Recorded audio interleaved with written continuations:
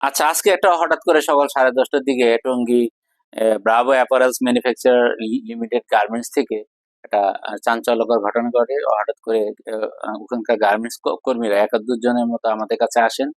তারা কেউ অজ্ঞান, কেউ অজ্ঞান ভাব, মানে আমরা যেটাকে বলি সেমি সেমি কনসাস, এবং শ্বাসকষ্ট নিয়ে আমাদের এখানে জরুরি বিভাগে আসেন।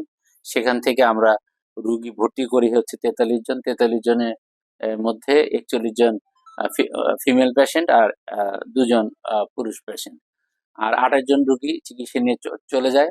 তবে তারা অজ্ঞান অথবা অর্ধ অর্ধ অর্ধ অজ্ঞান, মানে আনকনসিয়াস, সেমি কনসিয়াস, ব্রেথলেসনেস, এই 3টা ক্যাটাগরি ছিল। ওনাদেরকে আসলে অক্সিজেন দিয়ে, ফ্লুইড দিলে মানে তারা রেসপন্স করে ভালো হয়ে চলে যাচ্ছিল বিধায় 71 জনের মধ্যে আমরা 28 জনকে আউটডোরে চিকিৎসা দিয়ে ছেড়ে দিতে পেরেছি।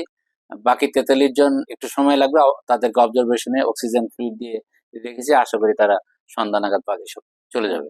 এটা ওনারা বলতে চাচ্ছে যে গার্মেন্টস এর কর্মীরা যে একটা গ্যাসের প্রভাবে একটা তাদের এরকম সমস্যা হয়েছে। তবে আমরা যেটা জানি, এটা আসলে মাস সাইকোজেনিক ইলনেস নামে একটা মেডিকেল টার্ম আছে, যেটা দেখা যায় একজন শারীরিক অসুস্থ অনুভব করলে যারা মানসিকভাবে দুর্বল তার ভিতরে সংক্রমিত হয়।